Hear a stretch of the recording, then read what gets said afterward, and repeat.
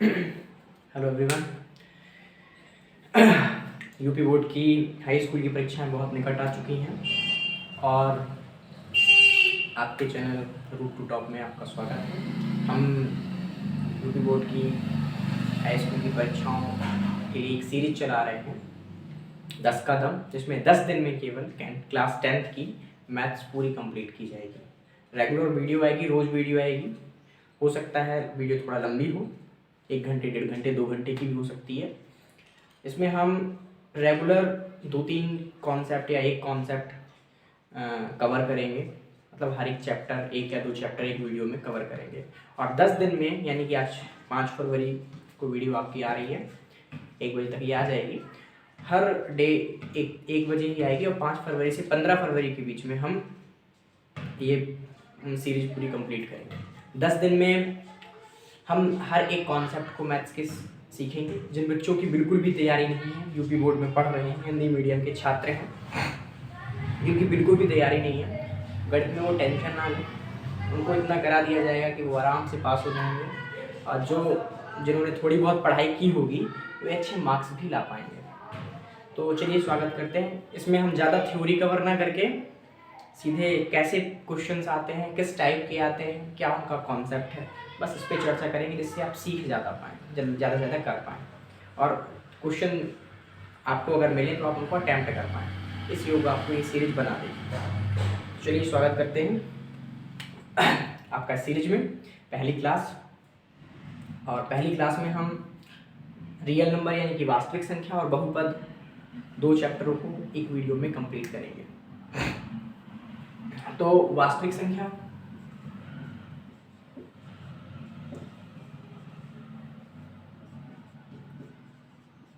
यानी कि real number, इसको समझने के लिए इसमें डेफिनेशंस ना समझ के हम डायरेक्टली कॉन्सेप्ट को समझते हैं। तो इसमें एक आती है जिसको हम कहते हैं मूलभूत प्रमेय, ठीक है, एल्गोरिथम प्रमेय कहते हैं। उसमें क्या होती है कि जैसे मान के चलो हम भाग, ये बहुत बेसिक होती है, जैसे कि हमने किसी चीज़ में डिवाइड किया किसी भी नंबर का, सपोज हम ए से डिवाइड कर रहे हैं बी में और वो क्यू टाइम गया और कुछ आया, मान के चलो ए क्यू आया और उसको हमने माइनस किया तो कुछ रिमाइंडर आया। रिमाइंडर मतलब हमने भाज्य में भाजक से भाग दिया तो भागफल आया और नीचे क्या आया, शेषफल आया। तो इसको हम लिखेंगे कैसे? इसको हम लिखेंगे b बराबर ए क्यू प्लस आर, मतलब भाज्य बराबर भाजक गुणे भागफल धन शेषफल।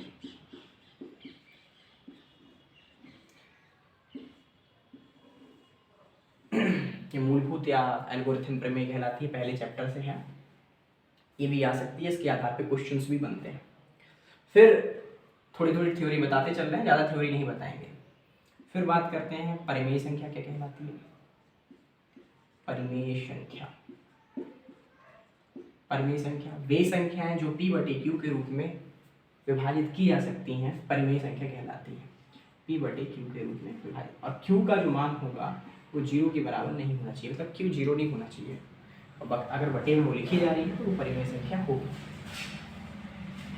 अच्छा, और इसमें एक और कॉन्सेप्ट आता है कि शांत और अशांत दशमलव प्रसार क्या होता है। शांत दशमलव प्रसार क्या होता है? शांत दशमलव प्रसार, तो शांत दशमलव प्रसार वह दशमलव प्रसार होता है जिसमें कोई संख्या अगर p बटे q है तो q का जो मान है वो 2 की पावर m इंटू 5 की पावर अगर n में है, तो इस प्रकार का दशमलव प्रसार कहलाता है शांत दशमलव प्रसार। और जो इसको फॉलो नहीं करता, जो q का मान 2 की पावर m इंटू 5 की पावर n नहीं अगर बनता है, तो ऐसा दशमलव प्रसार कहलाता है अशांत आवर्ती दशमलव प्रसार। अशांत आवर्ती दशमलव प्रसार, दशमलव प्रसार। अशांत आवृत्ति का मतलब कि जैसे कि 4.23651629018 और वो कभी ख़त्म ना हो, एंडलेस है। आवर्ती में रिपीट करेगा, जैसे कि 3.2132134 ऐसे कुछ करके अनावर्ती, आवर्ती, ये सब आते हैं। अगर ये समझ लीजिए कि अगर 2 की पावर m और 5 की पावर m है, n है, तो अशांत होगा। और अगर p/q का मान, q का मान अगर 2 की पावर m और 5 की पावर n होता है तो इस प्रकार का दशमलव प्रसार शांत होगा। अगर ऐसा है कि जो 2 की पावर m और 5 की पावर n नहीं बना रहा है तो इस प्रकार का दशमलव प्रसार कहलाएगा अशांत दशमलव प्रसार। आपको ज़्यादा डिटेल में नहीं पढ़ना है, ये 9th में थे टॉपिक, अभी नहीं है, 9th में थे।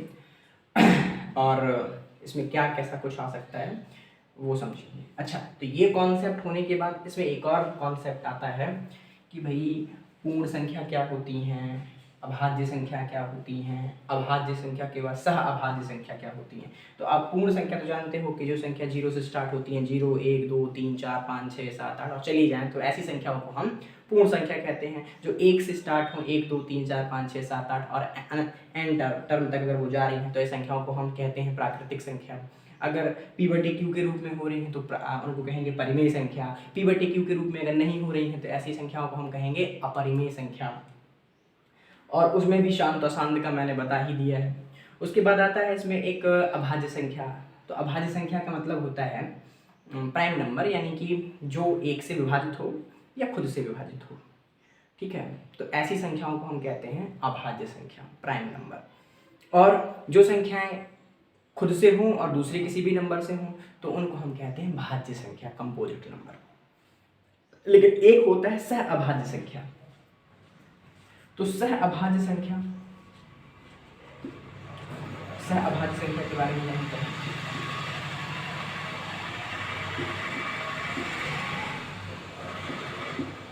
वे संख्याएं जिनका मासा 1 हो, मतलब हमने दो संख्याएं ली a और b, ये हमने दो संख्याएं ली और इनका हमने HCF निकाला और वो निकला 1। तो a और b जो होंगी, a और b जो संख्याएं होंगी वे संख्याएं कहलाएंगी को प्राइम नंबर, यानी कि सह अभाज्य संख्याएं। ठीक है, ऐसी संख्याओं को हम सह अभाज्य संख्या कहेंगे। अब जैसे एग्जांपल के लिए हमने एक नंबर ले लेते हैं। हमने कोई नंबर लिया, मैंने लिया 1 2 और एक ले लिया 3, और 2 और 3 का हम अगर मासा निकालें, HCF निकालें 2 और 3 का, तो हम देखेंगे वो कितना आ रहा है, वो 1 आएगा। करके भी देख सकते हैं, तो 2 और 3 का मासा 1 आता है। 2 और 3 जो होती है तो वो भी कहलाएगी कैसी संख्या, सह अभाज्य संख्या। 8 9 ये भी सह अभाज्य संख्या की श्रेणी में ही आती है। थोड़ा सा और कॉन्सेप्ट हम बढ़ाएं तो यहाँ पे लासा और मासा, हाँ बिल्कुल आप सही सुन रहे हैं, लासा मासा पढ़ा होगा हालांकि आपने। अगर नहीं पढ़ा होगा तो इस चीज़ को हम यहाँ पे सेशन पे देखेंगे कि लासा मासा यानी कि HCF और LCM जो हमने 4th क्लास में, 4th स्टैंडर्ड में पढ़ा था, वो यहाँ पे आएगा। इस चैप्टर में रियल नंबर में, वास्तविक संख्या में वो लासा मासा यहाँ पे आता है। तो लासा मासा का एक गुण होता है कि अगर मान के चलो 2 नंबर है, माना 2 नंबर, दो संख्याएं A और B हैं। दो संख्याएं हमने कहा A है और B है, ये दो संख्याएं हमने ली। तो उनका जो मासा होगा यानी कि HCF, हाईएस्ट कॉमन फैक्टर, महत्तम समापवर्तक, और जो लासा होगा यानी कि लघुत्तम समापवर्तक LCM, दो संख्याओं A और B का, उनका जो गुणनफल होगा उन दोनों संख्याओं के गुणनफल के बराबर होगा, A इंटू B, इसके बराबर होगा। ये वेरी इंपॉर्टेंट है, इससे प्रश्न बनता है, इंपॉर्टेंट है, इससे प्रश्न बनता है, बिल्कुल बनता है। कैसे इस पे प्रश्न आएंगे वो समझेंगे। तो पहला कॉन्सेप्ट मैंने बताया कि भाई एल्गोरिथम जो थ्योरम होती है वो क्या है, भाज्य बराबर भाजक, उन्हें भागफल धनशेषफल पढ़े हुए हैं। फिर हमने कहा परिमेय संख्या, तो परिमेय संख्या जो p/q के रूप में, और q का मान 0 के बराबर नहीं होना चाहिए। फिर हमने कहा दशमलव, हाँ ये भी देखा जाए कि q का जो मान है वो 2 की पावर m और 5 की पावर m में विस्तारित हो रहा है, तो ऐसी संख्या को हम शांत दशमलव प्रसार कहेंगे। अगर 2 की पावर m और 5 की पावर m प्रसारित नहीं हो रहा है तो ऐसे को हम कहेंगे अशांत। हमने कहा अभाज्य संख्या है, सहाभाज्य संख्या है, तो वे संख्याएं जिनका मासा 1 हो जाए ऐसी संख्याओं को हम सहाभाज्य संख्या कहते हैं। फिर हमने थोड़ा लासा मासा पे भी बात किया कि दो संख्याएं अगर हमने a और b मानी हुई है तो एक संख्या का जो मासा है दूसरी संख्या और उन दो संख्याओं का मासा और उन दो संख्याओं का लासा का जो गुणनफल है वो उन दोनों संख्याओं के गुणनफल के बराबर होता है। ये चीज़ हमें थोड़ा सा कवर की। उसके बाद फिर हम कुछ क्वेश्चन से लेते हैं, इंपॉर्टेंट टॉपिक लेते हैं। आप स्क्रीनशॉट वगैरह ले लीजिएगा।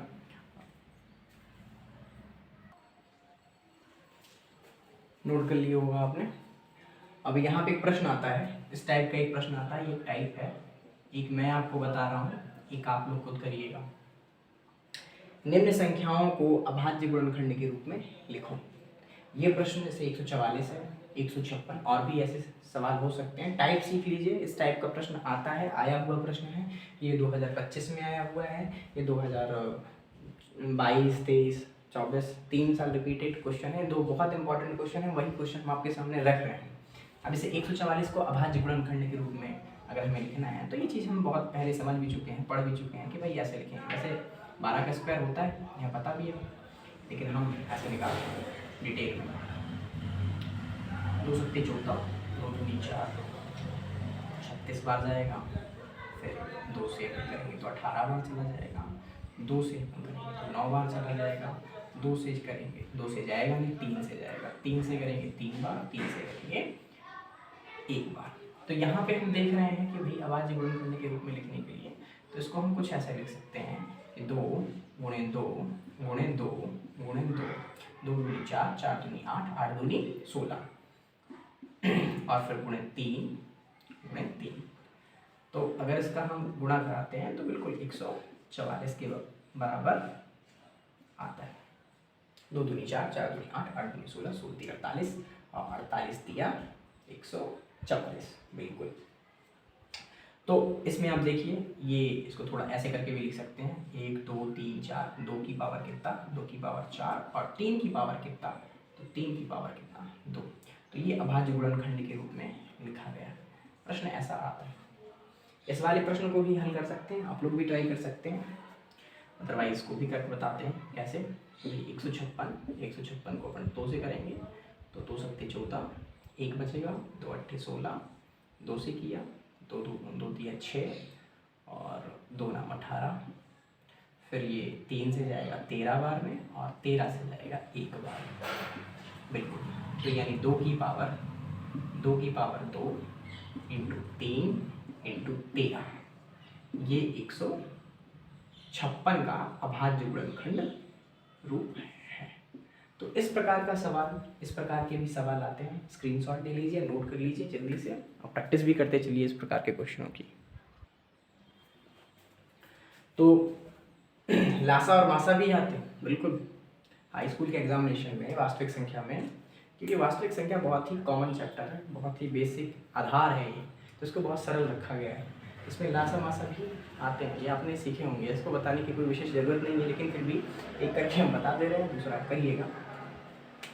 तो लासा जैसे पर करते हैं वैसे इसका कर लेंगे। ये 15 हो जाएगा, ये 18 हो जाएगा, ये 16 हो जाएगा और 2 से करो 15 का 15 रहेगा, 2 नाम 18, 2 अट्ठे 16, 2 से करो 4 बार, 9 का 9, 15 का 15, फिर 2 से करोगे, फिर 1 बार और 2 से करना, 2 1 कम 2, ये 9 का 9 और ये 15 का 15, 15 का यहाँ भी और 9 सेम टू सेम उतरेंगे। फिर 3 से करेंगे, 3 5 15, 3 तक का 9, 1 का 1, 3 से फिर करेंगे, 3 1 कम 3, 1 का 1 और 5 का 5, 5 से फिर करेंगे तो कितना आएगा 5 1 कम 5। तो इसका अगर हम लासा देखेंगे इनका आपस में मल्टीप्लाई करा लेते हैं। 2 दूनी 4, 4 दूनी 8, 8 दूनी 16, 16 3 48, 48 दिया 144, 48 थी 144, 144 इंटू 5, 144। तो 4 5 20, 5 से 2 आ जाएगा, 4 5 22, 0 4 5 5 5 और 2 720, 720 इसका लासा आ जाएगा। अगर इसका एलसीएम कहेंगे कितना है तो बिल्कुल एलसीएम आएगा 720। सेम टू सेम क्वेश्चन है, बहुत सरल है यार, बहुत ही बेसिक है। तो ये प्रश्न आप करिएगा, आपके लिए है। अच्छा, और देखते हैं और किस तरीके के क्वेश्चन भी आते हैं। तो एक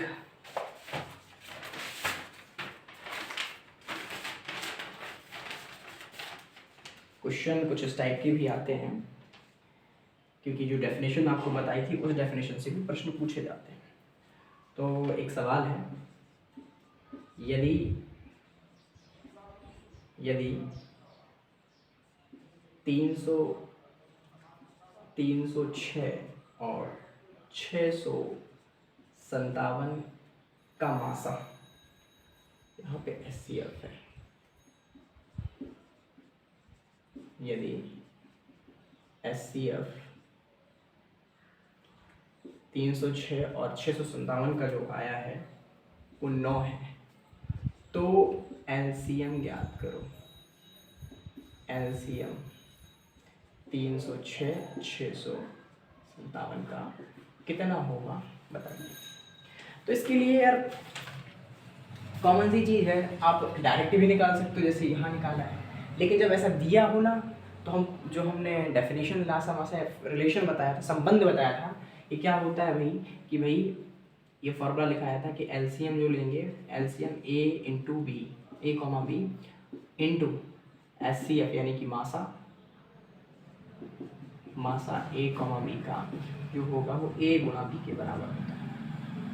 तो वही चीज़ यहाँ लगा देंगे कि यार देखो SC लासा देख रहे हैं 306, वो हमें निकालना है, तो हमने कह दिया लासा एलसीएम 306 कॉमा 657 और मासा की वैल्यू कितनी दी हुई है, तो कितनी दी हुई है 9, तो यहाँ कर देंगे 9 और ए इंटू बी, तो भाई ए और बी का आपस में गुणा करा लो, तो 306 गुणा 657 और ये कट सकता है, तो ये कट जाएगा, 9 से काट दीजिए, 9 एकम 9, 9 7 63, 2 बचा, 9 दिया 27 और इसका आपस में करा लीजिए गुणा।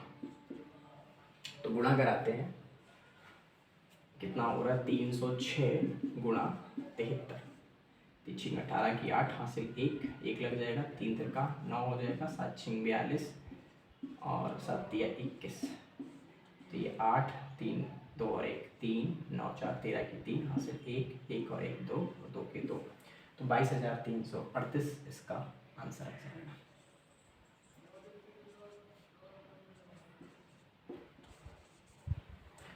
सेम एज क्वेश्चन और भी पूछा सकता है, जैसे कि मैं एक और क्वेश्चन दे रहा हूँ, ये आया हुआ प्रश्न है, ये 24 में आया था, 2024 में पेपर में आया था, लेकिन ये मैं अपने मन से बना के दे रहा हूँ कि किसी संख्या SCF 13 और 39, इसका जो मासा है वो 13 है और लासा निकालना है। एलसीएम 13 और 39 का क्या होगा ये आप निकालेंगे, सरल है, कर लेंगे। तो आप ऐसे करिए, स्क्रीनशॉट ले लीजिए, इसको भी आप करके बताइए, फिर हम आपको दूसरा देते हैं। देखिए इस टाइप का भी क्वेश्चन आता है, ये 2024 और 25 का प्रश्न यूपी बोर्ड में आया है, ये मैंने ध्यान से दिया है। ये प्रश्न ऐसे प्रश्न छपते हैं कि यदि मासा SCF 65 और 117 का 65P माइनस 117 है तो P का मान क्या होगा। ऐसे सिमिलर मैंने एक और दिया है कि अगर मासा 1957 का 3x माइनस 2 है तो x का मान क्या होगा। इस प्रकार का भी प्रश्न आपके बोर्ड परीक्षाओं में पूछा जाता है। तो इसमें ये हमें मासा दिया हुआ है, हम जानते हैं कि 65 और 117 का मासा क्या होगा, तो भाई 65 और 117 का अगर हम मासा निकालेंगे तो ऐसा नंबर जो उन दोनों मिनट को डिवाइड कर दे, तो 13 पन्ना 65 और 13 नुमा 117, यानी कि इसका जो मासा आएगा वो कितना आएगा 13 आएगा। आप हल भी कर सकते हैं, डिवाइड करके भी निकाल सकते हैं, मुझे पता था तो मैंने लिख दिया, मासा निकाल दिया। तो 65 और 117 का मासा जो है वो 13 है, जो कि किसके बराबर है, जो कि बराबर है 65p माइनस 117 के। तो 13 बराबर 65p माइनस के 117। इसको हम इस तरफ भेज देंगे तो 13 प्लस 117 बराबर 65p। इसको हम जोड़ेंगे तो 20 और 10 30 130 बराबर 65p। तो यहाँ से p की वैल्यू कितनी निकल आएगी, तो कहेंगे 130 बटा 65। 60 दूनी 120, 65 दूनी 130, यानी ये कटेगा 2 बार। तो p का जो मान आ जाएगा वो आ जाएगा 2। इसी टाइप से, इसी प्रकार से इस प्रश्न को आप हल करेंगे और कमेंट बॉक्स में बताएंगे कि इसका उत्तर कितना है। इस प्रकार का भी क्वेश्चन होता है। अच्छा, एक और टाइप है, ये भी बार बार रिपीट करता है। हाँ, ये भी एक इजी सिमिलर क्वेश्चन एक और है, वो बताते हैं कि भाई दो नंबर हैं। पहला नंबर है a, b, ये एक नंबर है। इसका SCF यानी कि SCF मासा a, b का जो मासा है वो 5 है, और जो लासा है a, b का लासा है a, b का वो 200 है।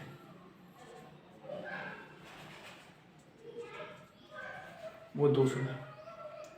तो a गुणा b का मान कितना होगा, a इंटू b का मान कितना होगा, ये प्रश्न। ये देखने में लग रहा है, लेकिन डेफिनेशन जो होती है उस डेफिनेशन का यहाँ यूज़ कर लेंगे। डेफिनेशन हम लोगों ने पढ़ी हुई है। डेफिनेशन क्या पढ़ी हुई है हमने कि SCF a, b multiplied by यानी गुणा LCM लासा a, b बराबर a गुणा b।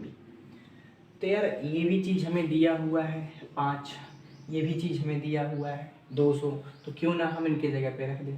तो हमने रखा 5 गुणा 200 बराबर a गुणा b, और 2 पंचे 10, यानी कि a गुणा b का मान निकल आया 1000।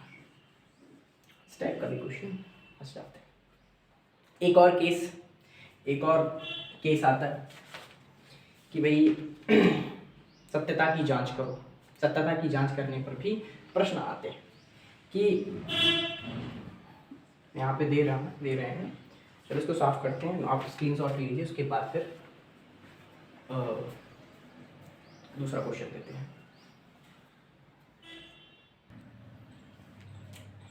एक प्रश्न आता है कि निम्न संख्याएं जैसे दी हैं, लासा, इन संख्याओं पर लासा और मासा निकालना है और उसकी सत्यता की जांच भी करनी है।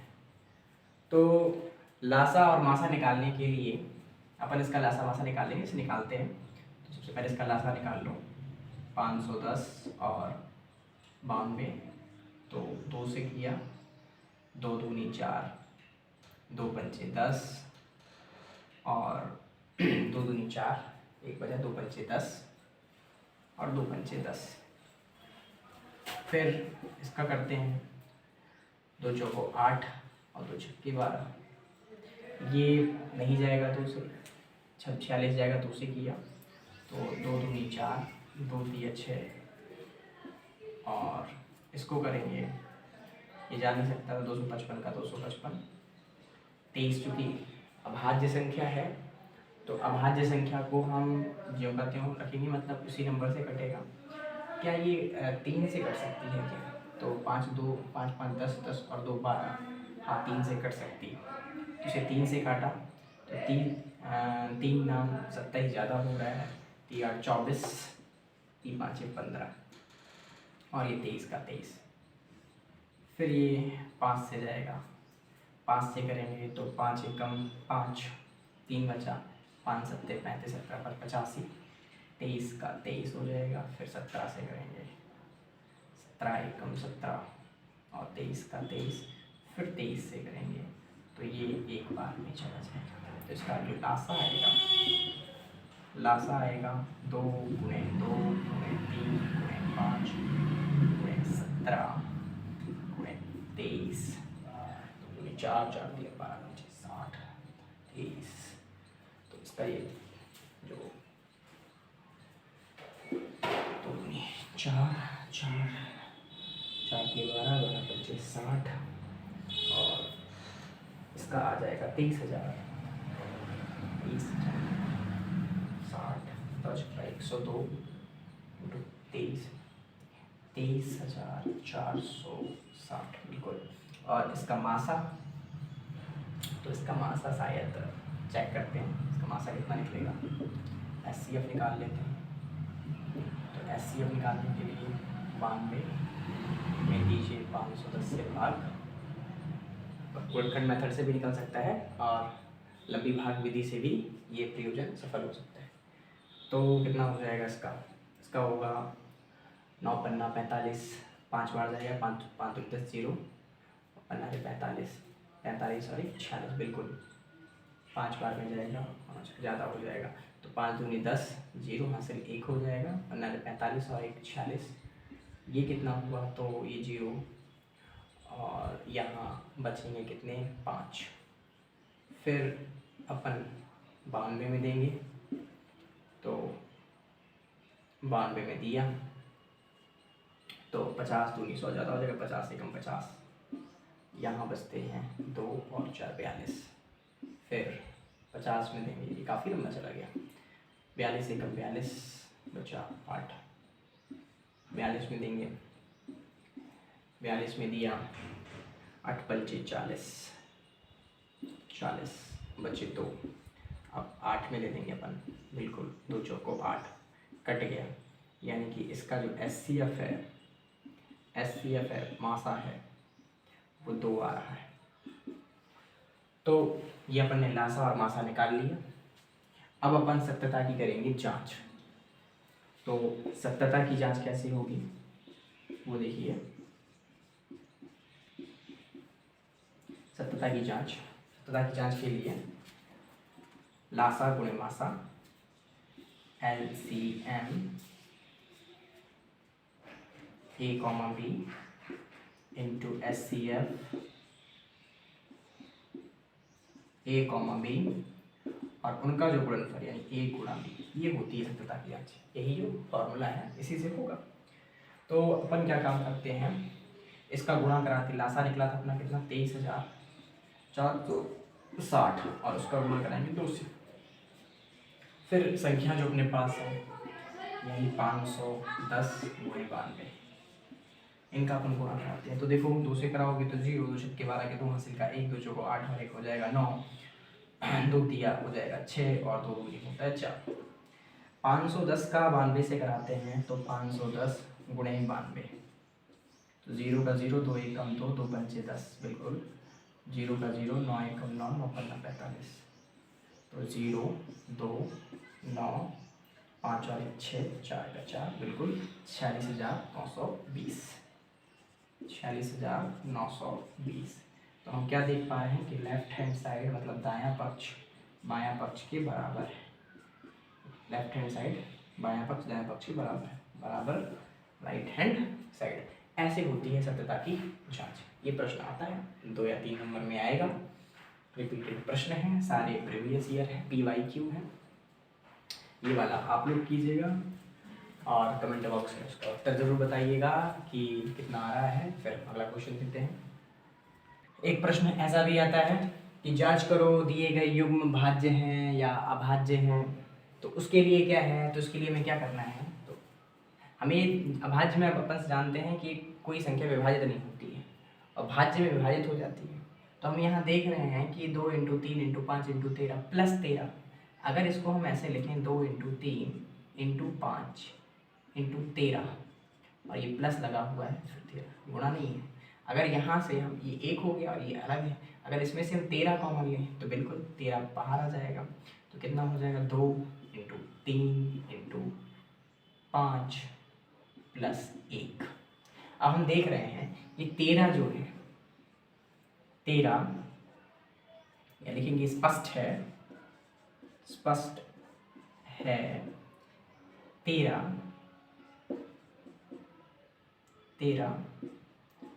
संख्या 2 into 3 into 5 plus into 13 plus 13 को विभाजित करती है, विभाजित करती है। अतः यह संख्या भाज्य होगी। सेम आप करेंगे ये वाला कि 7 इंटू 5 फिर plus 3 into 5 into 1 into 5 into 6, मतलब 7 गुणे 5 धन 3 गुणे 5 गुणे 1 गुणे 5 गुणे 6। अगर ऐसा है तो हम यहाँ चेक कर पाएंगे कि यार यहाँ पे 5 और यहाँ पे 5, इन दोनों में से 5 कॉमन आ जाएगा, मतलब कि जो 5 होगा वो 7 गुणे 5 धन 3 गुणे 5 गुणे 1 गुणे 5 गुणे 6 को विभाजित करेगा। और अगर विभाजित करेगा तो सीधी सी बात है कि संख्या कैसी होगी, भाज्य होगी। तो इस प्रकार से हो सकता है। एक और टाइप आता है, वो भी बहुत इंपॉर्टेंट है, पूछा जाता है कि जैसे मान के चलो कि संख्या 2 की पावर n 0 पे समाप्त होती है कि नहीं होती है कि नहीं, एक ये सवाल आता है। तो इसके लिए हम सीधे जानते हैं n जो होता है वो नेचुरल नंबर होता है, यानी 1 2 3 4 और ऐसे। अगर हम 2 की पावर 1 रखें पहले तो हम देखेंगे 2 होगा, फिर 2 की घात हम 2 रखें तो 2 की पावर 2 रखने पर 2 दूनी 4 हो जाएगा। फिर 2 की पावर हम 3 रखें तो 2 दूनी 4 दूनी 8 हो जाएगा। फिर 2 की पावर हम 4 रखें, 2 की पावर 2 दूनी 4 दूनी 8 दूनी 16 हो जाएगा। फिर 2 की पावर हम 5 रखें, 2 दूनी 4 दूनी 8 दूनी 16 दूनी 32 हो जाएगा। और आगे बढ़ाएं, 2 की पावर 6 रखें तो 2 दूनी 4 दूनी 8 दूनी 16 दूनी 32 दूनी 64 हो जाएगा, 64 हो जाएगा। आप थोड़ा सा नोटिस कीजिए कि देखो 2 4 8 6, 2 4 8 6 ये नंबर अंत में जी आए। फिर आप देखिए फिर से वही स्टार्ट हो रहा है, 2 फिर से 4 हो रहा। अगर हम फिर 2 की पावर हम और ऐसे ही लगते चले जाते हैं, 7 रखते हैं तो 64 दूनी 128, तो फिर लास्ट में 8 आ जाएगा। तो मतलब कि संख्या का जो रिपीटेशन है, चक्रियता है, वो यह नंबर केवल किस पे समाप्त होती है, 2 पे 4 पे 8 पे 6 पे। 2 पे 4 पे 8 पे 6 पे ही ये नंबर जो है 2 की पावर n जो है वो समाप्त हो सकती है, 0 पे समाप्त नहीं हो सकती। ये भाषा लिखना पड़ेगा कि यहाँ n बराबर 1 2 3 4 और ये नंबर रखेंगे तो अपन देखेंगे कि अंतिम इकाई अंक क्या है, 2 है, इसका इकाई अंक कितना है, 4 है, इसका इकाई अंक कितना है, 6 इसका इकाई अंक कितना है, 6 है, इसका इकाई अंक कितना है, 2 है, फिर कितना 6, फिर अगला कितना होगा 8 हो जाएगा, फिर कितना हो जाएगा 6 हो जाएगा। तो हम देख रहे हैं कि इसकी चक्रियता जो है, साइक्लिसिटी जो इसकी है वो कितनी है, केवल 2 4 8 6 इन 4 नंबरों पे है। तो मतलब यह अंक 2 4 8 6 पे समाप्त होता है, 0 पे समाप्त नहीं होता है। एक और आता है कि 6 की पावर n 1 पे समाप्त होता है कि नहीं, 0 पे समाप्त होता है कि नहीं। और एक और प्रश्न आता है कि 4 की पावर n। तो ऐसे प्रश्न अगर आएँ तो आप इस प्रकार से इन प्रश्नों को डील करेंगे, हल करेंगे, और आता है, बिल्कुल आता है। इसके बाद फिर हम बहुत इंपॉर्टेंट टॉपिक इसकी पढ़ाने वाले हैं, वास्तविक संख्या का। तो ये क्वेश्चन बहुत इंपॉर्टेंट है जो हम बनाने वाले थे, और ये या तो ये √3 या √2 सिद्ध करने को हर साल आता है, बिल्कुल हर साल यूपी बोर्ड में ये प्रश्न जरूर आएगा 2 या 3 नंबर में कि सिद्ध करो कि √3 एक अपरिमेय संख्या है। वास्तविकता में होता है कि जितनी भी संख्याएं रूट के अंदर अगर अभाज्य संख्याएं होंगी, ये मेरा कथन है कि भाई जितनी भी रूट के अंदर अगर अभाज्य संख्या हैं तो वो अपरिमेय होंगी ही होंगी।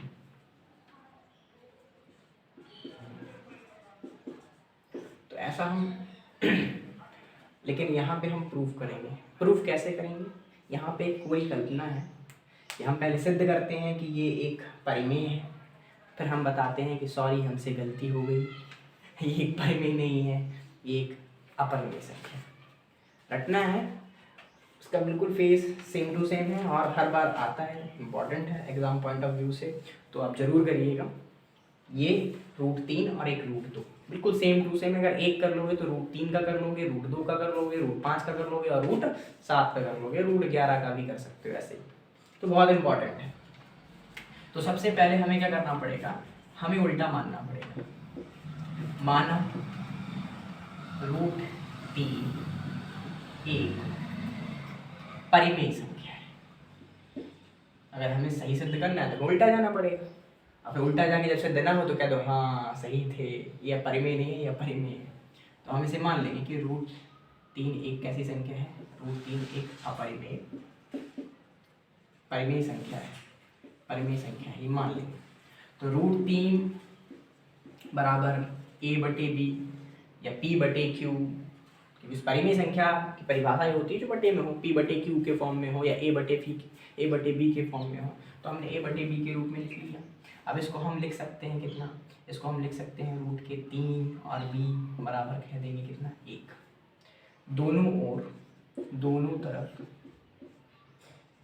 और वर्ग करने पर, वर्ग करने पर दोनों वर्ग किया तो √3 का कितना होगा 3 और b का कितना हो जाएगा b² और ये कितना हो जाएगा a²। ये हो जाएगा समीकरण नंबर 1। अब यहाँ से आप क्या देख रहे हैं, यहाँ से आप बगल में हम रफ करके बताते हैं कि भाई आप देखें कि 3b² है वो a² के बराबर। तो हम क्या लिख सकते हैं, हम कह सकते हैं b² बराबर a²/2। यानी हम इसको ऐसे भी कह सकते हैं कि b² बराबर a²/3। तो b² बराबर कितना a/3 इंटू a।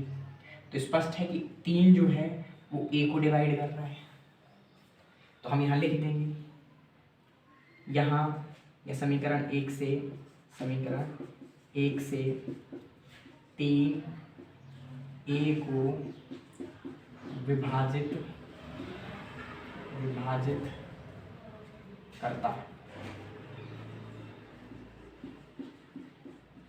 विभाजित करता है।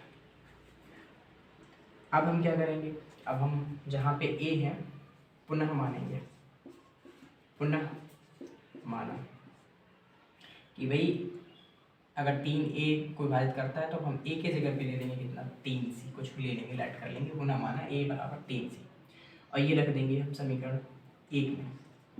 यह मान समीकरण 1 में रखने पर रखते हैं कितना हो जाएगा, तो 3b² बराबर इसके जगह पे रख लेंगे 3c, ये हो जाएगा स्क्वायर हम खोलते हैं तो 3b² बराबर 3 का स्क्वायर 9 और c का स्क्वायर c²। ये देख रहे हैं 3 एकम 3 और 3 त्रिका 9 पड़ जाएगा। तो b² बराबर 3c², समीकरण नंबर हो जाएगा 2। तो स्पष्ट है यहाँ से समीकरण 2 से स्पष्ट है क्या है, यहाँ पे भी देखें कि भाई b² बराबर 3c²।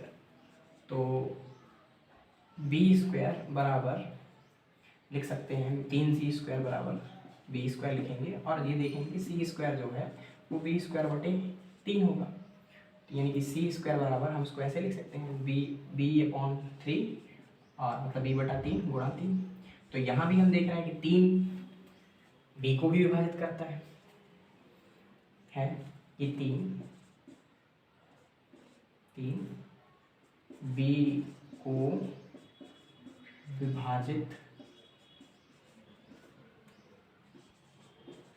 करता है।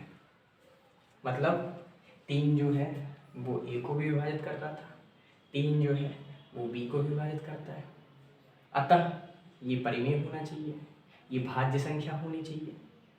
लेकिन यहाँ पे हमें एक लाइन याद करनी पड़ेगी कि यह हमारी कल्पना की कमी है, या फिर याद करना पड़ेगा कि तथ्य विरोधाभास से यह गलत है।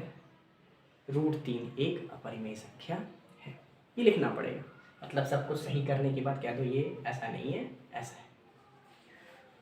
इम्पॉर्टेंट है, इस वजह से इसको करना है, अदरवाइज जो है सो है ही, उसको क्या ही चर्चा करनी कि भाई रूट के अंदर अगर भाज्य आ गई तो अपरिमेय होगी। तो ये केवल रफ में आपको समझाने के लिए मैंने लिखा है।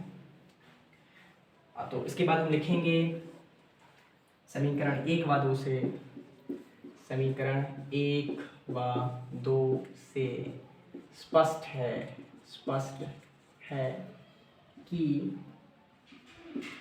ये भाज्य हैं। और फिर लिखोगे यहाँ से, ये लाइन याद कर लो, परंतु तथ्य विरोधाभास से हमें ज्ञात है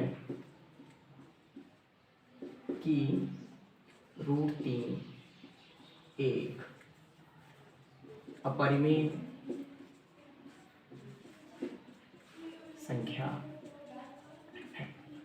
ये बहुत ही इम्पोर्टेंट डेरिवेशन है, इम्पोर्टेंट रहता है, आएगा ही आएगा। आप एक बार स्क्रीनशॉट ले लें। तो ये बहुत इम्पोर्टेंट था। अब सेम टू सेम एक और इम्पोर्टेंट क्वेश्चन है, बहुत बार आया हुआ है, वो √3 की जगह पे √2 है। तो जहाँ जहाँ 3 है वहाँ पे 2 कर देना। जैसे पहले हम √3 को परिमेय मान रहे थे, हम 2 को मान लेंगे, बिल्कुल सेम है। यहाँ भी 2 हो जाएगा, 3 हो जाएगा, यहाँ भी 2 हो जाएगा। और यहाँ हमने माना था जो a बराबर 3 से, वो हम a बराबर मान लेंगे 2 से। तो यहाँ पे भी 2 और इसकी जगह पे रखेंगे तो 2 का स्क्वायर हो जाएगा 4। ये चीज़ चेंज हो जाएगी।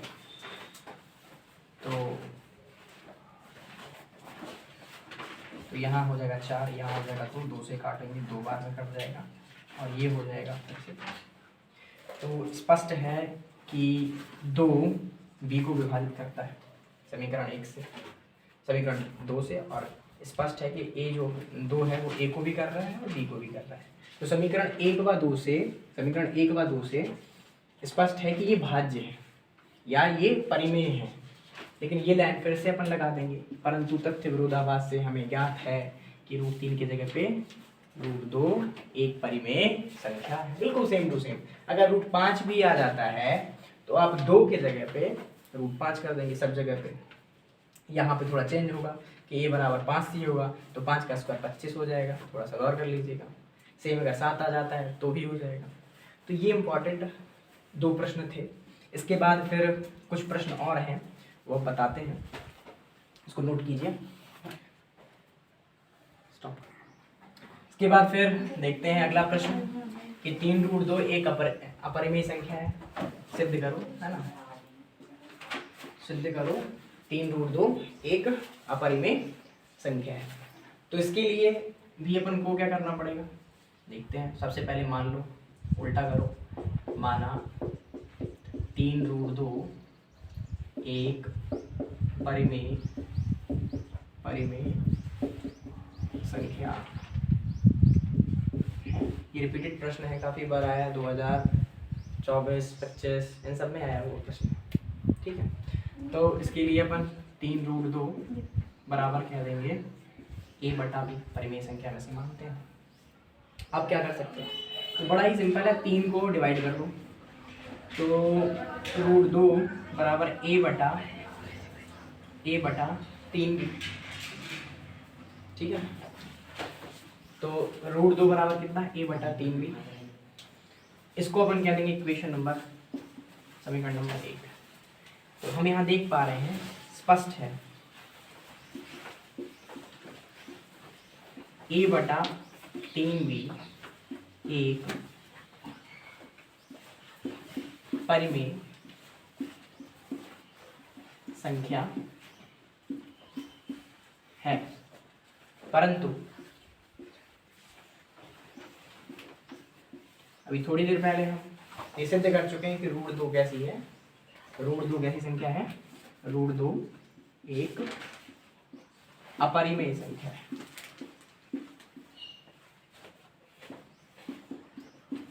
अपरिमेय संख्या है। अतः 3√2 भी एक अपरिमेय संख्या होगी।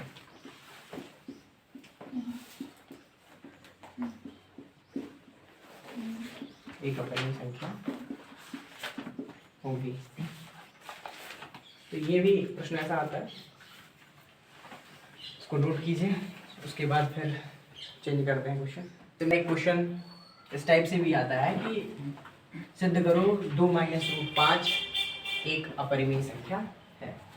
तो हम पहले ही बता चुके, क्या बता चुके भाई, कि अंडर रूट के अंदर कोई भी क्या हो, अभाज्य संख्या, वो अपरिमेय होगी। जैसे √3 हो गया, √2 हो गया, √5 हो गया, ये नंबर आपके कैसे होंगे, हमेशा अपरिमेय होंगे। तो अगर किसी एक चीज़ को पकड़ गए, अगर हमें मालूम चले कि हाँ 3 आ गया, तो √3 दिख गया तो अपन कहते हैं कि ये पूरी संख्या कैसी है, अपरिमेय है। अपन को दिख गया कि √5 है, तो भी अपन कहते हैं कि पूरी संख्या कैसी है, अपरिमेय है। अपन को अगर 2 दिख गया तो भी अपन कहते हैं कि भाई ये पूरी संख्या कैसी है, अपरिमेय।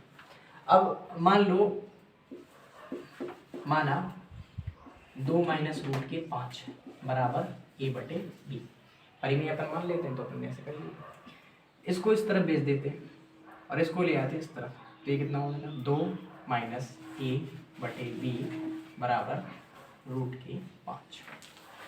इसको थोड़ा सॉल्व कर लो, तो ये हो जाएगा 2b - a/b और बराबर हो जाएगा √5। तो यहाँ से अपन इसको कह रहे हैं समीकरण नंबर 1। समीकरण 1 से स्पष्ट है, समीकरण 1 से स्पष्ट है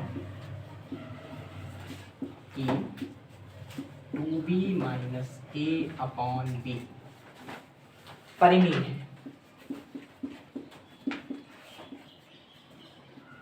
परंतु √5 एक अपरिमेय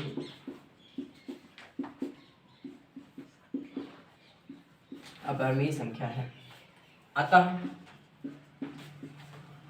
2b - a/b भी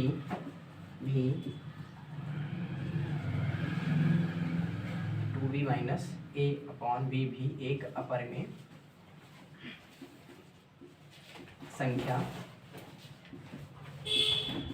होगी। अतः 2 - √5 एक अपरिमेय संख्या। तो ये अपन को प्रूव कर देना है। ऐसे ही अगर आ जाता है 2 + √3, या आ जाता है कि 5 - 2 √3, तो भी इसको सेम टू सेम अपन क्या करेंगे, सिद्ध करेंगे कि भाई सबसे पहले अपन परिमेय मान लो, परिमेय मानने के बाद कोई एक आइडेंटिटी जैसे कि √3, √5, √2 अलग से निकाल लो, उसको अकेला कर दो। अगर वो अकेला कर दिए √5 या √3 या √2, तो अपन ये प्रूव कर पाएंगे कि हाँ या ये कैसी है, ये अपरिमेय है। और ये अपरिमेय है तो सामने वाले भी क्या होगी, अपरिमेय के बराबर है। अगर वो अपरिमेय है तो पूरा नंबर भी अपरिमेय होगा। ये क्वेश्चन भी बहुत इंपॉर्टेंट है। अब पहला जो टॉपिक था अपना कंप्लीट हुआ। अगला टॉपिक है बहुपद यानी कि पॉलिनोमियल। तो बहुपद क्या होता है, बहुपद कुछ नहीं है, इसमें अलजेब्रिक्स यानी कि बीजगणितीय फलनों को और अंकगणितीय फलनों को लिख करके एक विस्तार पूर्वक लिखने को ही अपन कहेंगे बहुपद। भाई कई पदों में लिखने को ही कहते हैं बहुपद। इसको हम परिभाषा नहीं दे रहे हैं, थ्योरी बिल्कुल भी नहीं बताएंगे, केवल डायरेक्टली सीधा जो इम्पोर्टेंट क्वेश्चन होंगे जैसे क्वेश्चन आते हैं। क्योंकि अगर लेक्चर की बात करें, थ्योरी की बात करें, तो वीडियो पहले इसकी डली हुई है, तो उधर से आप लोग देख लीजिएगा। इधर केवल डायरेक्ट क्वेश्चन होंगे। तो सबसे पहले हम देखते हैं कि भाई जो यहाँ पे यूपी बोर्ड में क्लास 10 के लिए जो मेन बहुपद होता है, इम्पॉर्टेंट होता है, वो क्वाड्रेटिक बहुपद होता है, द्विघातीय बहुपद होता है। वो कैसा होता है, ax² + bx + c। और जब इसको हम हल करते हैं द्विघातीय समीकरण के द्वारा, कैसे हल करते हैं भाई कि भाई पी एक्स की जगह पे 0 रख देंगे, पी एक्स की जगह पे 0 रखेंगे तो ये क्या बन जाएगा a x square plus b x plus c बराबर हो जाएगा किसके, 0 के हो जाएगा। ये द्विघात समीकरण बन गया। फिर इसको हल करेंगे तो x का कोई मान निकलेगा, कुछ ना कुछ मान निकलेगा। लेट हम यहाँ कर ले रहे हैं कि x का एक मान निकला है अल्फा, दूसरा एक कोई मान निकलेगा, क्योंकि द्विघात समीकरण जितनी घात वाला बहुपद होगा उतनी उसके मान होंगे, मान के चलो। फिर दूसरा हमने द्विघात है, 2 घात है, इसकी अधिकतम पावर कितनी है, 2 है, तो एक और x की वैल्यू आ गई और उस मान को हमने क्या कह दिया, उस वैल्यू को हमने क्या कह दिया, बीटा। तो ये इनको हम शून्य कहते हैं। क्या कहते हैं इनको हम, शून्य कहते हैं, बहुपद के शून्य। ये कौन सा बहुपद है, तो ये एक द्विघातीय बहुपद है।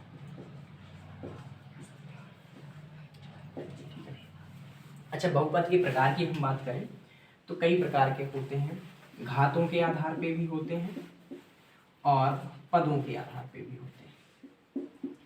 अगर किसी की पावर 1 है तो उस वाले बहुपद को हम कहते हैं रैखिक बहुपद, उसको हम कहते हैं कौन सा, रैखिक बहुपद। अगर 2 है तो उसको हम कहते हैं द्विघातीय बहुपद, द्विघातीय बहुपद। अगर 3 है तो वो कहलाता है त्रिघातीय बहुपद।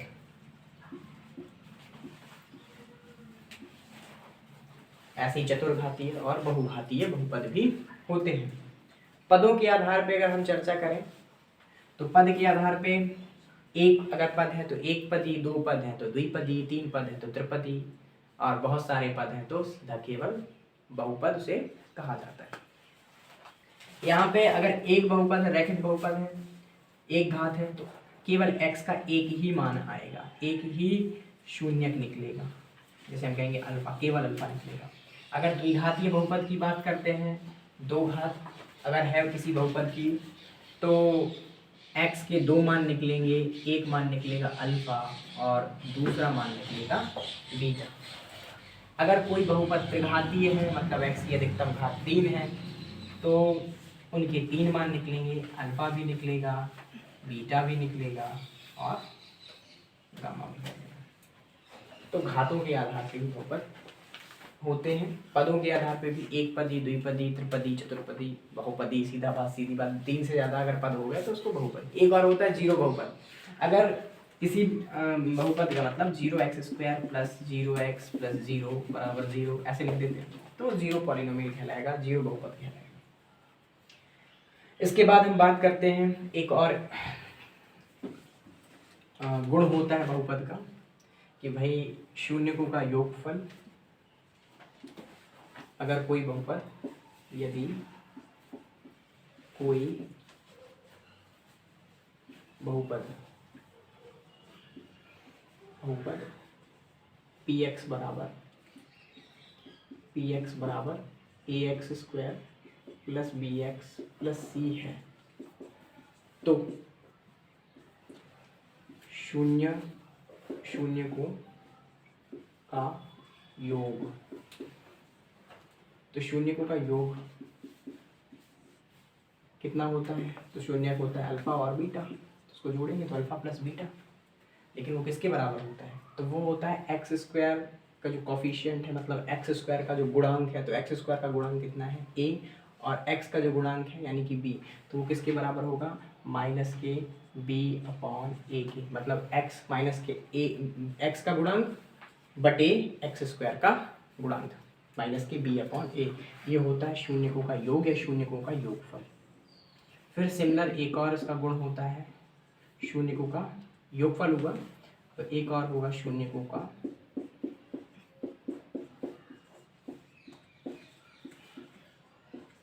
गुणनफल। तो गुणनफल कैसे अप्लाई होगा, तो वो हम अल्फा इंटू बीटा कहेंगे। तो अल्फा इंटू बीटा किसके बराबर होता है, तो जो अचर पद है यानी कि c और जो x² का गुणांक है a, इनके अनुपात के बराबर, यानी कि अल्फा इंटू बीटा बराबर c/a। इससे बहुपद की सत्यता की जांच भी होती है। शून्यकों का योगफल। शून्य को की जगह शून्य को लिखा गया। अब हम बात करते हैं इसके आधार पे क्वेश्चंस कैसे आते हैं, जो कुछ बची कुछ ही थ्योरी थी थोड़ा सा। और कभी कभी ऐसा आ जाता है कि कोई बहुपद y is equal to p x है या कोई बहुपद x is equal to p y है, तो उसमें कुछ ग्राफ्स होते हैं, जैसे कि एक ग्राफ ये हो गया या कोई ग्राफ ये हो गया या कोई ग्राफ मान के चलते हैं ये हो गया। तो y बराबर पी एक्स अगर वो कह रहा है तो इसका सेंस ये है कि वो x अक्ष को कितने बार में काट रहा है, x अक्ष को जितने बार काट रहा है तो उसके उतने शून्य होंगे। जैसे ये इसमें x अक्ष ये है, y ये है ना, ये वाले अक्ष ऊर्ध्वाधर अक्ष हमेशा y होता है और क्षैतिज अक्ष हमेशा x होता है। तो इसमें ये x अक्ष को कितनी बार काट रहा, तो एक भी बार नहीं काट रहा, तो इसके शून्य कितने हैं, 0। इसी टाइप से ये x अक्ष को कितने बार काट रहा है, y बराबर पी एक्स के लिए 2 बार, तो इसके शून्य कितने होंगे, 2। ये कितने बार x अक्ष को काट रहा है, तो 1 बार 2 बार 3 बार, तो इसके शून्य कितने होंगे, 3। अगर हम बात करें x बराबर पी वाई के लिए तो फिर वैल्यू बदल जाएगी, मान अलग चेंज हो जाएगा, क्योंकि y बराबर पी एक्स के लिए x को कितने बार में काटा ये देखा जाता है, और x बराबर पी वाई के लिए ये देखा जाता है कि ये y अक्ष को कितने बार में काट रहा है। तो ये देखेंगे, अगर इसके लिए हम देखेंगे तो यहाँ पे मान इसका 1 हो जाएगा क्योंकि ये 1 बार काट रहा है, यहाँ पे मान इसका भी 1 हो जाएगा क्योंकि ये भी 1 बार में काट रहा है, और इसका यहाँ भी 2 होगा क्योंकि ये कितने बार में काटता है। तो इसका x बराबर पी वाई के लिए शून्य 1, इसके लिए जो इस वाले का ग्राफ होगा इसका शून्य 2, और इसका जो शून्य होगा 3। अगर इस टाइप से ग्राफ वाले क्वेश्चन आते हैं तो इस टाइप से हल किया जाता है। एक ये क्वेश्चन इंपॉर्टेंट है कि यदि पी एक्स बराबर बहुपद का है p minus 1 into x square plus P x plus 1 है, जिसका एक शून्य माइनस 3 है, तो p का मान बताओ कि p का मान क्या होगा। देखिए शून्य मतलब एक x की वैल्यू, तो x की वैल्यू माइनस के 3 है, और अगर हम इसमें x की जगह माइनस 3 रखें तो ये 0 बन जाएगा, और ये p माइनस 1 इसके जगह भी हमने रखा माइनस के 3 का स्क्वायर प्लस p इंटू यहाँ रखा माइनस के 3 प्लस के 1, ये बन गया 0। ये कितना हुआ, p माइनस 1 3 का स्क्वायर हो जाएगा 9 प्लस के 9 हो जाएगा, प्लस और माइनस कितना हो जाएगा, माइनस के 3p प्लस 1। इसको और सॉल्व कर लेते हैं, तो गुणा कराएंगे तो कितना हो जाएगा, 9p माइनस 9 एकम 9 माइनस के 3p प्लस के 1। 9 में से 1 गया तो हो गया माइनस का 8, और 9 में से 3 चले गए, 9p में से 3p तो हो गए 6p, यानी कि 6p और माइनस का 8 बराबर कितना, 0। इस 8 को इस तरफ भेज दो तो 6p बराबर हो जाएगा 8 के, यानी यहाँ से p का मान जो निकलेगा वो 8/6, यानी कि 2 तिया 6 2 चौको 8, p का मान जो होगा 4/3 होगा। ये एक इसका क्वेश्चन है, इसका p का मान निकला। सेम टू सेम क्वेश्चन ये अगला, ये भी इम्पॉर्टेंट है, प्रीवियस ईयर PYQ है। यहाँ पे पी एक्स दिया हुआ है x square minus 3x plus 5 है, और यहाँ x की वैल्यू कितनी है, 2 है। तो यहाँ पे आप बताएंगे कि a का मान कितना होगा और कैसे निकलेगा, ये बता दिया है। आप इसको करिए, नोट किए, और इस वाले सवाल का आंसर अपने कमेंट बॉक्स में ज़रूर दीजिए।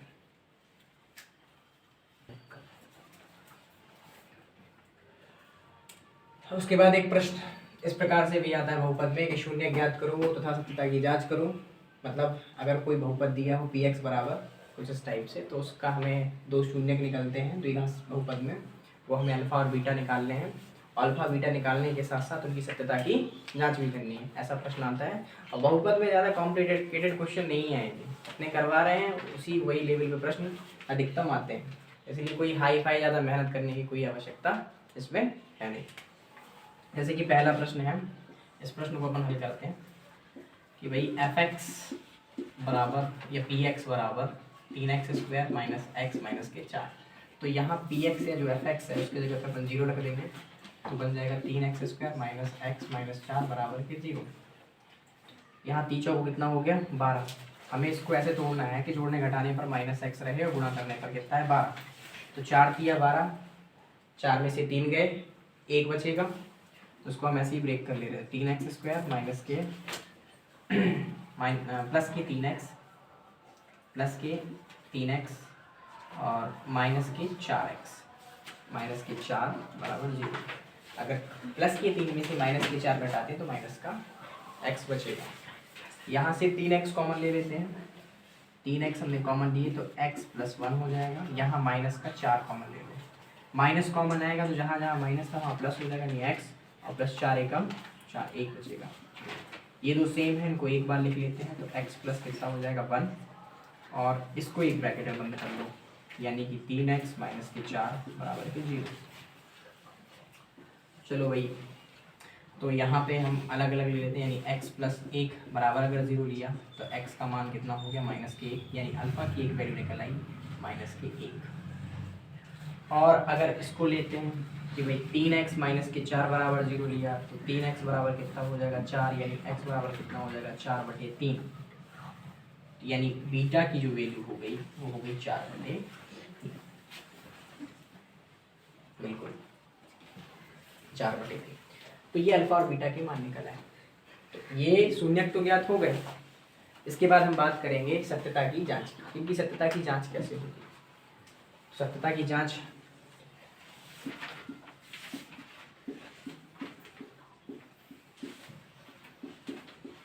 जैसा हमने पढ़ा था, वही अल्फा प्लस बीटा बराबर माइनस के b/a, यानी अल्फा की वैल्यू हो गई -1, बीटा की वैल्यू हो गई 4/3 माइनस के b, यानी कि यहाँ पे अपन कह सकते हैं कितना 1, तो b की वैल्यू कितनी -1, तो माइनस माइनस प्लस, यानी प्लस का 1, और a की वैल्यू कितनी 3, तो 3 एकम 3, तो माइनस का 3 प्लस के 4/3 बराबर 1/3।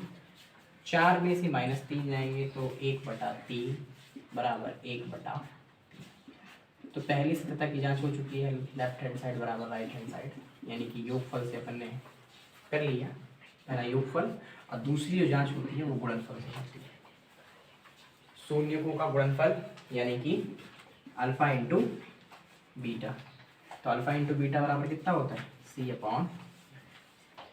अल्फा की जगह पे माइनस का 1 रखा, बीटा की जगह पे 4/3 रखा, सी की जगह पे देखिए तो सी की जगह पे वैल्यू कितनी है, सी की जगह पे 4, वो भी माइनस है, तो यहाँ पे हो जाएगा माइनस का 4, और ए की जगह पे कितना है, तो ए की जगह पे है 3।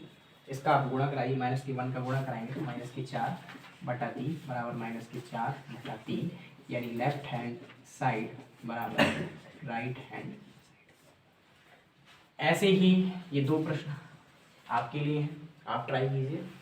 एक्स की जगह पे 0 करना, थोड़ा इसको सुधार लेना, इसका बहुपद का क्रम जो है वो बिगड़ा हुआ है, इसको सुधारेंगे तो क्या हो जाएगा 6x² माइनस के साथ x को पहले लिखिए, माइनस का 3 कीजिए और इसको कर दीजिए 0 के बराबर। यहाँ से बिल्कुल इसको फैक्टराइज कर लीजिए कि 6 × 18, इसको ऐसे तोड़ना कि जोड़ने घटाने पर 7 और गुणा करने पर 18, तो 9 दूनी 18, 9 में से 2 गए 7 बचेंगे। और ऐसे फिर आप अल्फा और बीटा की वैल्यू निकालेंगे और सत्यता की जांच यानी योगफल के सूत्र से और गुणनफल के सूत्र का प्रयोग करके इनकी सत्यता की जांच करेंगे। सिमिलर ये वाला और इसी प्रकार इसमें भी, इसमें फैक्टराइज होगा 5 दूनी 10, 5 और 2 7 करके। तो कुछ प्रश्न और भी प्रकार के हैं, आप इसको नोट कीजिए, फिर अगला प्रश्न हम लेते हैं। इस टाइप से भी क्वेश्चन आता है कि यदि योगफल और गुणनफल दिए हुए हों तो बहुपद ज्ञात करो। मतलब कि अगर हमें योगफल दिया है, जैसे कि ये एक दे दिया है कि भाई अल्फा प्लस बीटा, उसकी वैल्यू कह दी कि 1/4 है, और ये दूसरा गुणनफल है यानी कि अल्फा इंटू बीटा, पहले क्वेश्चन अपन हल कर रहे हैं, अल्फा इंटू बीटा ये दिया है -1, तो बहुपद ज्ञात करो। तो इसके लिए हम बता दें, आप उसको पूरी तरीके से हल ना कीजिए, केवल एक कॉन्सेप्ट याद रखो कि एक बहुपद ऐसा भी होता है px = x² minus alpha plus beta into x plus alpha into beta.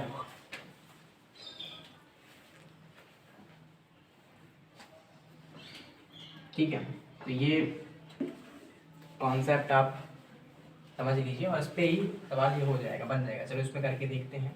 तो भाई p x is equal to हमें रखा, तो ये हो गया x square minus alpha beta की जगह पे कितना रखेंगे, तो कहेंगे 1/4, तो 1/4 इंटू एक्स हो जाएगा।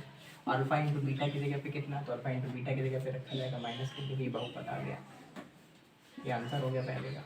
ऐसे ही दूसरे का और तीसरे का आप करेंगे, नोट कर लीजिए, स्क्रीनशॉट ले लीजिए। देखिए सेम टू सेम बहुपद का प्रश्न, यहाँ पे k की जगह पे केवल p था, k की जगह पे क्या था, k की जगह पे p था, p माइनस के 1 into x square plus P x plus 1, और उसका भी एक शून्य दिया हुआ था माइनस के 3। जस्ट इससे पहले सबसे पहला शायद क्वेश्चन बहुपद का कराया था, यही था। लेकिन उसमें ये था कि उसमें p का मान निकालना है, यहाँ p या k का मान निकालना है, वो तो निकालना ही है क्योंकि हमारा 4/3 आया था। लेकिन यहाँ k के मान के साथ साथ दूसरा शून्य भी ज्ञात करना है। मतलब एक बार पहले तुम्हें k का मान निकालना है, k का मान रखने के बाद उसको हल करना है और फिर दूसरा शून्य निकालना है। तो कैसे होगा, करते हैं अपन। तो सबसे पहले जो तुमको दिया हुआ है पी एक्स बराबर k माइनस 1 का whole square, sorry k minus 1 x square plus k x plus 1, और उसका एक शून्य दिया हुआ है x की जगह पे माइनस के 3। ये इसमें रखो, जैसे कि -3 हमने यहाँ रखा, k माइनस 1 इंटू माइनस के 3 का स्क्वायर प्लस के इंटू माइनस के 3 प्लस के, तो ये हुआ, ये 0 हो जाएगा, ये k माइनस 1, ये 9 हो जाएगा, ये माइनस के 3 के प्लस 1, उसको अंदर गुणा कराएंगे तो ये हो जाएगा 9k minus 9 minus 3k plus 1 बराबर 0। ये हो जाएगा कितना, ये हो जाएगा 9k और 9 में से 3 चले गए तो कितना 6k, 9 में से 3 गए 6 और 9 में से 1 चला गया तो ये हो गया माइनस के 8 बराबर 0। तो यहाँ पे 6k माइनस 8 बराबर 0, यानी k का मान कितना है, तो 8/6, 2 चौको 8, 2 तिया 6, k का मान आ गया 4/3। उसके बाद हमें दूसरा शून्य निकालना है, तो हम क्या करेंगे, जहाँ पे k है उसके जगह पे हम 4/3 रख लेंगे। तो पी एक्स बराबर, या हम 0 मान के चल रहे हैं, पी एक्स बराबर 4/3 माइनस 1 प्लस 4/3 इंटू एक्स, और यहाँ पे एक्स स्क्वायर होगा 4/3 माइनस 1 और यहाँ एक्स स्क्वायर प्लस 1। यहाँ पर 0 शून्य निकालेंगे तो पी एक्स की जगह 0 रखेंगे, तो हल करेंगे तो 3 एकम 3, 4 में से 3 गए यानी 1/3 एक्स स्क्वायर प्लस 4/3 प्लस 1। इसको हल करेंगे तो इसका लासा ले लेंगे, तो लासा लेंगे तो आएगा 3, तो एक्स स्क्वायर प्लस 4x और 3 एकम 3 बटे में आ जाएगा 3 बराबर है 0 के, x square plus 4x plus 3 बराबर हो जाएगा 0। इसे ऐसे गुणा करेंगे कि भाई जोड़ने घटाने पर 4 ही रहे, गुणा करने पर 3 रहे, 3 एकम 3 और 1 4। तो इसे अपन ने किया तो एक्स स्क्वायर प्लस के 3x प्लस एक्स प्लस 3 बराबर 0। यहाँ x कॉमन ले लेते तो x प्लस हो जाएगा 3, और यहाँ पे 1 कॉमन ले लो तो x प्लस 3 बराबर हो जाएगा 0। x प्लस 3 और x प्लस 1, तो एक बार हमने x प्लस 3 बराबर 0 किया तो x की वैल्यू माइनस के 3, यानी पहले से ही अल्फा की वैल्यू माइनस के 3 दे रहा था, और दूसरा शून्य भी निकल आया x प्लस 1 बराबर 0, तो x की वैल्यू माइनस के 1, यानी बीटा की वैल्यू माइनस के 1। तो इस टाइप से ऐसा भी प्रश्न आ सकता है। तो ये थी हमारी पहली क्लास, जो 10 दिन की हम सीरीज चला रहे हैं, इसमें हम 10 दिन में पूरी गणित कंप्लीट करेंगे। तो पहले दिन में हमने बहुपद और वास्तविक संख्या देखी। अब अगली जो वीडियो आएगी, नेक्स्ट वीडियो आएगी, तो अगला टॉपिक हम रैखिक समीकरण लेंगे। तो अगर आपको इसमें कहीं भी डाउट हो तो आप कमेंट सेक्शन में कमेंट कर सकते हैं, हम उसका जवाब ज़रूर दे देंगे। अगर वीडियो अच्छी लगी हो तो लाइक कर देना, सब्सक्राइब कर लेना, शेयर कर लेना, और अभी प्रयास ये किया जाए कि उन बच्चों तक इस वीडियो को पहुंचाई जाए जो बोर्ड परीक्षा दे रहे हैं, ये उनके लिए बहुत ही लाभदायक होगी। धन्यवाद।